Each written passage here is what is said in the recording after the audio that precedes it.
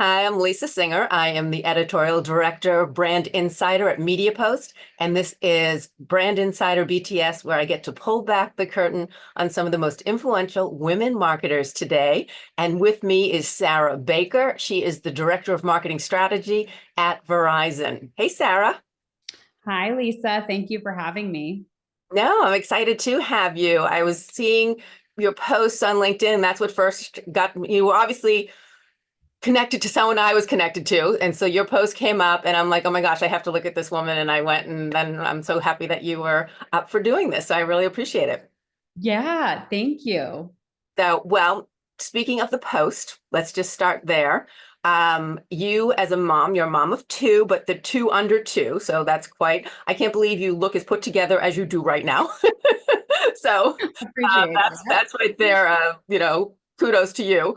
But on your LinkedIn, you put a happy birthday to your son Charlie, and I want to read it so people know what was said. It's this past year has been a whirlwind. It's tested me in ways I never expected and rewarded me with the most profound moments of pure joy. I have experienced the classic range of conflicting emotions that go from WTF, what have we done? To I want 15 of these. And it's taught me so much more about strength and patience than I could imagine. And that's just part of it, but I loved it. I think that there's so many women out there who can completely relate. And of all, like with young kids or just other things going on or whatever it may be, the being torn between that, your career and what you need to do, and then what's home and what else you need to do personally. So for me, I want to get more specific to you. You said that you've learned so much. So what have you learned? What has it taught you? Yeah, I mean, I think I never really truly grasped how challenging it would be to juggle my career that I care so deeply about and was kind of a little bit of the center of my universe before becoming a mom and also being a mom. And the reality of it is that they're both jobs or careers, if you will, and they demand so much of me simultaneously. And I didn't expect how they would pull my heart in different directions, often at the same time in the same moment. So I've learned balance is a complete myth. No, working moms cannot have it all. And I think that there should be more narratives out there that are around that. Shonda Rhimes had a commencement speech a couple of years ago where she was like, if you're killing it at one thing, you're ultimately failing in another. And I don't think I would say it's that extreme for me, but I think it's learning that being present in the moment that you're in and kind of leaning in is helpful a little bit to the situation. Yeah, well, so do you mean in the sense of when you're at home, you need to just be that Yeah. focus for with the All kids, in, and then all in. maybe there's some things sliding at work, not anything huge, but that's going to happen, and vice versa. Maybe there's something happening at work, and you really need to. Do you have to sort of pick the biggest challenge, or maybe not challenge isn't the right word, but what's going on at that particular time? What's the one you need to really be a part of? Right, exactly. And I think for me, I mean, my kids are always number one. So I try to say 5 to 7 off limit times for me, and stuff is going to come up, but I have to just take that time and lean in because I've spent, 7:30 to 5 at my job. And this is my time to be fully present in that moment. So I've tried to do a little bit of that. Yeah, and in terms of so navigating, that's obviously one, setting these schedules. Is there anything else? Like what would be the tips to give someone who's really trying to not, I don't know if it's the word is like put everything in a box, like here you are and here, because there is overlap, I'm sure. But how do you make that work through your day to day, let's say? Honestly, it's tough, and I haven't figured out the equation. But I would say that chaos has entered the chat, and I've accepted that, right? And it's like leaning into that a little bit. So the chaos of the morning rush, the frantic moment when daycare calls and you're in a meeting and your kid has a fever, or you driving home with both of your kids in the car, and your boss is calling and they're screaming. It's like part of the gig of having two gigs. And Mhm. so it's like, for me, it's navigating how I show up a little bit. It is it is kind of the emphasis of where I'm currently at with it, or my own journey, is that, okay, inevitably chaos is here. I can't plan out the mornings. I can't say for certain that 5 to 7 I'm going to be fully present, because I'm not going to set myself up for that failure. But I'm going to do my best to show up in a way that it allows for a little bit of an offset of the chaos, is that the moment can be chaotic, but I don't have to be or react chaotically. And so that's where I'm currently at with it. Well, it almost even sounds like too, maybe letting a part of your world in. And I think a lot of us dealt with that actually going through COVID and then doing everything virtually as we are. And, there's noise, there's kids in the background, there's things. So are you maybe more before having kids, it was always, perfect Sarah, or, and you're representing yourself in a certain way. Whereas now are you open to, you're going to maybe be the person with the kid screaming in the back, but you're still going to get that work done. Like, so is it sort of setting your, not standards, that's not the right way to do it, but sort of being more real and not having to be that perfect image of what is expected? That is honestly one of a huge goal of mine for this year, a little bit, is like letting more of that in. And my sister is someone she's a little bit older than I am, not by much, but she also has a career that she cares really deeply about, and is kick ass at it, to be honest. And her and I were talking the other day about how there's a lot of people at work who don't even know we were moms, and which kind of spurred the post, because she was visiting for my son's birthday, and we were talking about it, and I'm like, I don't even think a lot of my coworkers even know I'm a mom. And the reaction that I got from the post was so crazy. Actually, I had so many people that I work with or have worked with who didn't know that about me. And I think it's getting a little bit more real, and that, yeah, like now maybe why I'm off camera during that meeting, it might make sense, because Right. my toddler is home from school. So yeah, I think it is bringing more of that in, to be like, this is part of my life and this is part of who I am.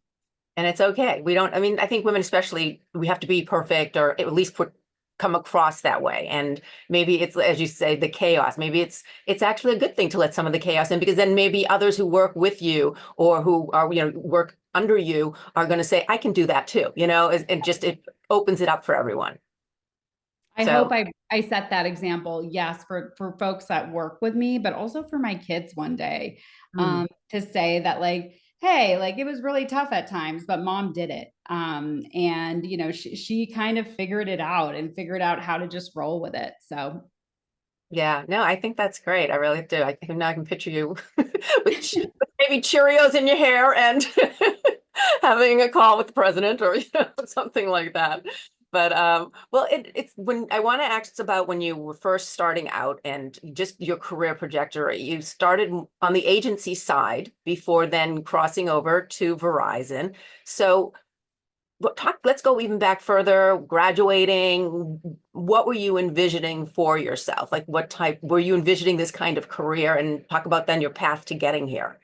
yeah, I was not envisioning this career at all, to be honest. I kind of stumbled upon it, and my path was anything but kind of the traditional path into marketing. I was a straight A overachieving student in high school, and I had initially set my sights on pre-med. I'm still, super fascinated by medicine and that life, but when I came into college, it was almost this like, oh, you've got all of these other distractions, and maybe take a step back from being this like overachiever straight A student. And so I also learned that chemistry and I did not have chemistry. And so that kind of weeded me out of that program. But I ended up switching my major to psychology. And that was the easiest path towards graduation.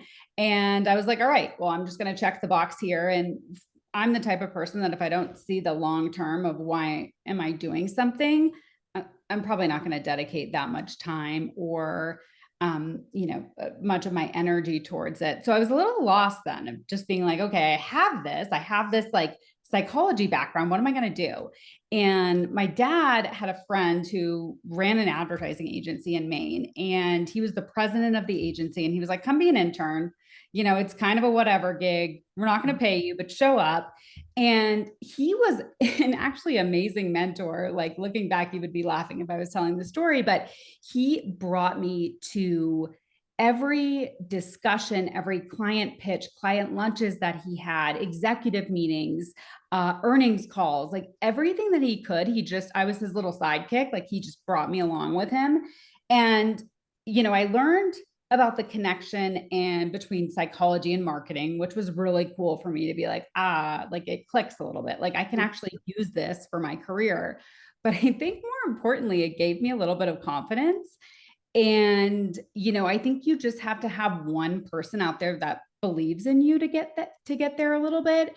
And because of that, it literally changed the entire trajectory of what I was going to do with my life, because I came out of college and I was like, I want to do advertising. I need to find an agency. I've got to get back here and lean into that a little bit. But just having a seat at the table, being so young, not really knowing anything, and having that opportunity is something that I do try to take in my leadership style today. And man, if you can just believe in someone and give them that confidence, it can go such a long way and truly change the path of what they're going to do. And so it was a really impactful, kind of profound way that I stumbled into this career. Well, I think, and it's funny because I did notice you have a degree in psychology, and I was wondering because I completely think that marketing and psychology, obviously, you need to understand the consumer. You need to understand your audience. So that plays a huge role. But I'm curious in terms of this person who really believed in you and he showed you everything. Do you feel like because he happened to be marketing and advertising and that's where you were drawn to because of that? Or did you feel sort of that connection also while doing that? Or did that grow? I think it grew over time for sure. So you know, to this day, and, you know, folks will tell you that who I work with is that I'm obsessed with consumer research. And, you know, I've spent some time in my career doing like data and analytics for marketing and some time, you know, managing our research program. And to this day, those are so important to me when I launch a campaign. So I do think that that connection point was really the catalyst to getting here. Yeah. No, and you talked a little bit about you wanted to be that person maybe to someone, if you know, to be that, to believe in someone and help them get that kind of confidence. Talk about like if someone just starting out wanting to say be you, like how would you sort of direct that woman or man just in terms of navigating? Because as you said, yours was not the traditional path initially. What would Right. you say to that person starting out? I would say to figure out kind of what you're passionate about. You know, if you are pursuing a degree that you are not passionate about, I think there are still some components of what you're doing that you know you like. And you might not like studying, nobody does, but what is it? Are you like, what are the tests that you're acing? Are you acing the tests on research? Are you acing the tests on data and math? And then explore that a little bit. Like, you know, if it's coming really naturally to you and you want to know more about it, explore it. It doesn't have to be within your specific path. And then I think it's also just asking for opportunities that get you exposure to listening. And being an active listener so early in your career can have a profound impact because you hear the language and the terminologies. My dad was in finance in big banks, you know, my whole life. And I remember being in the car with him really young and hearing a lot of the business language and all of that. And that taught me a lot, you know. So just be an active listener. And, you know, even if you're not pursuing a degree or a career that you're passionate about, find the things that you like in that, because inevitably there are going to be some things that you know you're good at and that you really like. So You know, I think even you saying explore, I mean, it sounds, even you did that with this man, what took you from one meeting to the next. Some was about money, some or about, you know, strategy, I'm sure, whatever. So, and then you kind of, by exploring all those, you see maybe that's not right for me and that is right for me. So exactly. I think that's totally makes sense. So I'm curious, tell me one thing that most people would get wrong about you and we know they didn't know you were a mother initially. But aside from that, maybe when they meet you, there's an assumption made and then they're sort of surprised later on. Yeah. I've heard I can be direct or even intimidating, which I think a lot of people who are in, a lot of women who are in leadership roles probably have heard similar things. I think the reality of it is that I care deeply about the work that I do, and I'm actually incredibly sensitive to what others think of me. And so when I believe in something, I push super hard. And it's because I want it to be great. And it's because there's a passion for it to be great. And I know it can be great. And so that drive can really only come from a place of commitment and non confrontation. So my passion, if it's misread for intensity, I hope people see the heart behind it. Yeah, no, I mean, and I think sometimes, I think this might be from parents, we think it too, like they push us to certain things and we feel like they're being negative, or you know what I mean? Like you can kind of have that, but like if you really, when you look back on it, you're like, oh, that all came from love, so it's just a way to kind of show, this, I know you can do it more, like that kind of thing. Like it's more of a pat on the back kind of thing. Mhm. So do they come up? I'm curious. Do people see like kind of later you find out that they get it now? Yeah, I do. I do. And I think it's also I've learned a lot in it too of that there are certain people that are uh a little bit more open to that sort of approach, and there are certain people that you might not be able to be as direct with, or you have to tailor your approach. So I think it goes both ways, right? Like I've learned that, of the people that I manage or the people that work with me, I've learned how to tailor my approach too. And so I think it's kind of a 360 evolution. Yeah, makes sense. Okay, so I think this is cool. Are you Total Wireless? Yes. Your brands. You had a partnership with Amanda Serrano. Am I saying her last name right? Serrano? Yep, Yes. you are. A Puerto Rican boxing champ. And one of the campaign, or what you did, was she had never owned a cell phone before. She was always too busy. She didn't want it to distract her from her working out and getting ready. So I thought that was obviously very unusual for anyone nowadays to not have a cell phone. And then basically what you guys did is gave her a cell phone. So that was part of the campaign, which is very cute. I think that's a good idea. So I want to ask you, was there anything you relate to the game for, like anything that everyone was sort of having, or any channel people, or any show there, or whatever it may be, something that was everyone's talking about or doing, but you relate to the game, or maybe just still never got into the game? Yes. I'm not a car person. And part of it is because I don't find owning the latest, luxury model or whatever, cool. But I also am a terrible driver. So there's that part of the equation too. So it's really like I've never owned a luxury car, and it's probably I never will probably, and it's more of a functionality for me than anything. It's like, how do I get from point A to point B with efficient mileage and safely. Mhm. And so I've never really understood, the big car thing. And I remember when I was 16, my cars were getting BMWs or whatever, like big luxury cars for their sweet 16s. And my dad was always never a car guy either. And I think I inherited that from him, but I probably would have told you I was really annoyed about it back then. But now I'm kind of leaning into it a little bit. And I kind of look at tech products like this too, in terms of their functionality. And so I think for Amanda Serrano, I can relate to that, not having a phone until you're really like, it needs to serve a functional purpose in your life of what's the value it's bringing. And so what Total was able to do is give the customer the best and fastest possible connection at the best price possible. And I think that is really cool. And so, it's spot on with our customer and our consumer, and I can relate to it. Is like it's functional. You want it to be Yeah. functional and you want it to be quality. No, I completely agree. I like went kicking and screaming for everything almost, for a phone. Until then, I needed one because I moved around a lot, so I wanted consistency. iPad until I needed it for work. Like all of these different things, I was just like, no, why do I need another this? Why do I want people to get in touch with me all the time? Like it was, I was definitely one of those as well. So I completely understand. So all right, so we talked about your career and in how so your sort of the path, what directed you where you are. But has there been a challenge or maybe a failure or something that impacted you negatively or seemed so horrible, but then you got through it and learned from it and actually brought you maybe to somewhere better? Yeah, I would say probably early agency days. I mean, anyone who's been on the agency side, first gig out of college knows what I'm talking about. It's a lot of grind, it's a lot of late hours. You're expected to do, the brunt of the work. And it's low pay.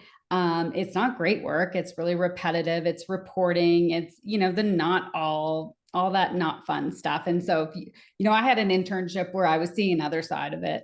And so that was like oh shoot, did I do the right thing?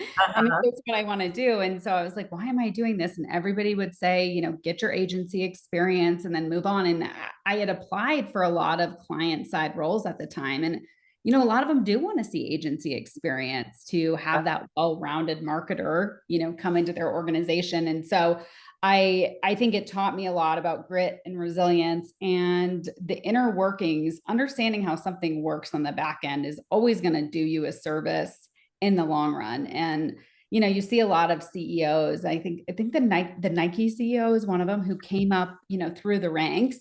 And a lot of the people even in Verizon who have been there for 20 plus years have worked on the front lines Yeah. in sales, or they're working in the stores. And I think that gives you an edge that long term can only service your career. But when you're 23 and it's not fun and that you're doing all the reporting until 10 o'clock at night, you don't see the purpose. And so, yeah, I kind of wish I had gone back and been like, Sarah, this is amazing for you long term. But that's what I usually will tell folks out of college if I'm mentoring.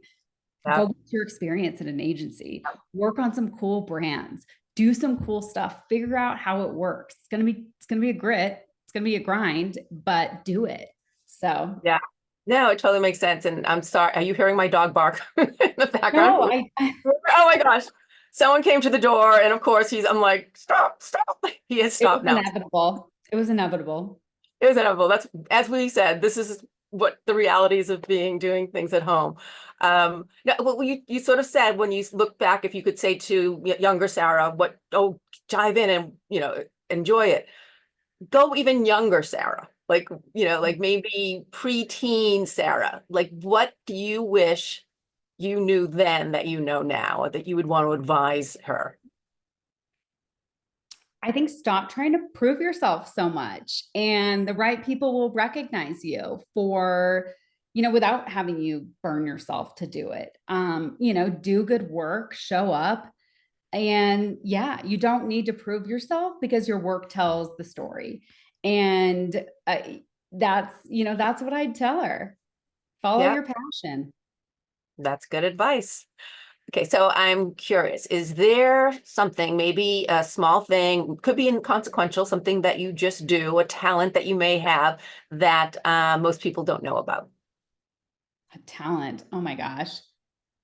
No, probably not. I would say that I was really into sports in high school and I was on a state championship tennis team. So that used to be a really strong talent of mine. But other than that, yeah, I like all of the traditional things.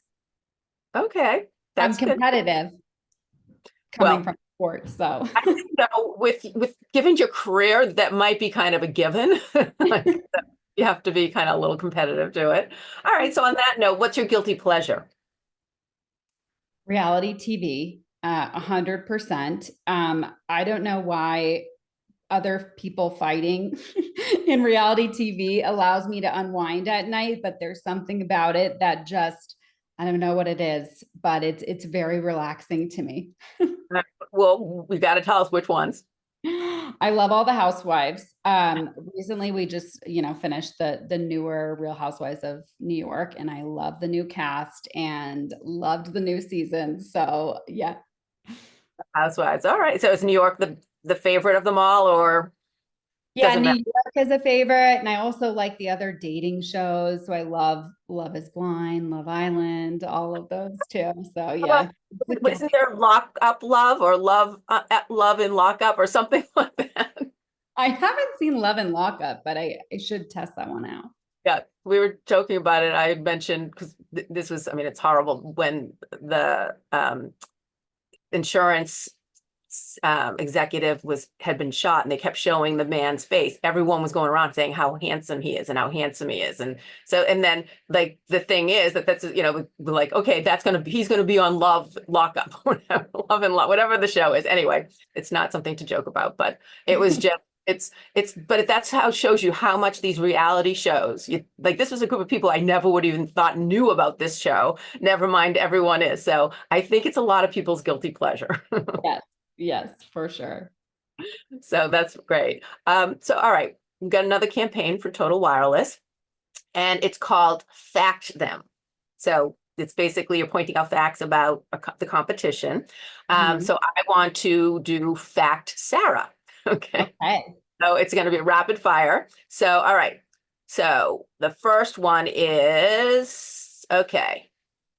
Last book you read, Black Onyx. Black Onyx. Okay. What is about? It's one of those like the fantasy. I got into book talk over maternity leave with my son and of all of the like romantasy, like the Sarah J. Maas like world. Huh? So I guess that's another one of my guilty pleasures, but it's part of that whole world. Okay. Got it. All right. An ad campaign you wish you thought of. I love the farmer's dog, which I don't think you could really replicate with telco. Maybe you can, but they make me cry every time. And I love them. I love what they do. Okay. What's the last show you streamed? Or American Prime not Eagle. binged. That would be my, okay. So is both? Is that the same answer? No, American Prime Evil on Netflix was the recent one. Yeah. Okay. Do you binge watch? Are you a binger? Yes. I have to once I start something, I'm pretty intense. So I go all in until I finish it. Whether it be a book, I'll stay up for like 24 hours reading. I go all in on stuff. So that's something that I do. Okay. Are you a TikToker personally? No, I am not a TikToker personally. Okay. And last one. So we know you have two sons, or a son and a daughter, or And a daughter, yes. son and a daughter. Okay. So the daughter is older, younger? Yep. My daughter Camille is 2.5, and my son Charlie is 1. Okay. So they come to you. We want a pet. What's the first pet? Dog, 100%. I have a dog, but I would get another one. I would love a kitten. Um, I think we'll have all sorts of pets in here. I love animals. My husband will probably take care of them all. He'll kill me for saying that, but yeah, if they come to me and they want a pet in a couple years, we're going to get one. Okay. What's your dog now? She's a golden retriever, Oh, very cute. What's her name? McKenna. McKenna. Okay. I'm a dog, as is noted with my dog barking in the background. I'm a dog person as well, but all pets. Okay. So we all have big goals. We talk, things that we want to do. We have maybe our 5-year plans, our 10-year plans, but what's your day-to-day plan? What's your goal? Obviously, I think for a lot of parents can relate to this is just making it to bedtime. But, my biggest win out of that is my daughter and she won't let anyone else put her to bed. And so I always put her to bed. And usually right before she goes to bed, after we've read books, we'll just cuddle and we'll talk. And we always talk about our days. And it's really the cutest thing that she does, I think. But sometimes daycare will tell me, Camille had a really hard day today, a lot of big feelings. And, we'll talk about that a little bit of like how tomorrow is a new day and whatever. It's really basic, right? She's only 2. So we're not talking about big stuff, but sometimes it's me that, brings the difficult day. Maybe Camille had a great day, but I will tell her, I'll say, maybe I was really frustrated at bath time, or maybe, mommy was on her phone answering work emails when I should have sat down with you and played. And so it's bringing those discussions, and it's always my win of the day, because it's like, she's growing out of it because she's talking about it, but she's also seeing mom, and it allows me for reflection. And sometimes explaining stuff to a 2-year-old allows you to put everything in perspective. And so I encourage everybody to explain things in your feelings and your emotions and how you showed up like you were talking to a 2-year-old, because it might give you a new perspective. And that is my favorite part of the day. That sounds so nice. And it probably for your daughter, and as a 2-year-old, maybe she doesn't appreciate it as much, but maybe she is. And she's seeing how you're feeling, seeing how you're having bad days, good days, happy, whatever, and experiencing those with you. For her, especially as a little girl, knowing she can continue to grow up and feel that way, and it's okay. Yeah. Yeah. And so I hope I continue that forever. That's my day-to-day plan, my 5-year plan, my 10-year plan. I hope her and I, have those conversations forever, because they're so important and they go both ways. So, Yeah. No, yeah. that's really wonderful. Okay, so just final question. Also going back to your LinkedIn post, that initial one that we talked about early on. Mhm. You also went on to write, it's not easy, but it's everything. And Yeah. just like with every new chapter, I know this is only the beginning of what's to come for both my kids and me. So talk about what's to come. I mean, I know we talked about the daily win, and I'm not, again, I'm not looking for your 10-year plan, but just what's that next chapter for you and your kids, and just what do you see? I think it's about embracing the chaos and showing them what it means in today's day and age to have a mom with a career. And a mom with a career in 2025 looks different than a mom with a career in 1990. And I want to be an example to them and my own community as someone who is showing up in a more vulnerable way, and it talks about the challenges and is real. And so I think there's that element, is that I'm going to continue to grow in my career. I want them to learn from me, and I want to keep learning from them, because that leaning into the chaos, how you show up, patience, vulnerability, those are things that I think.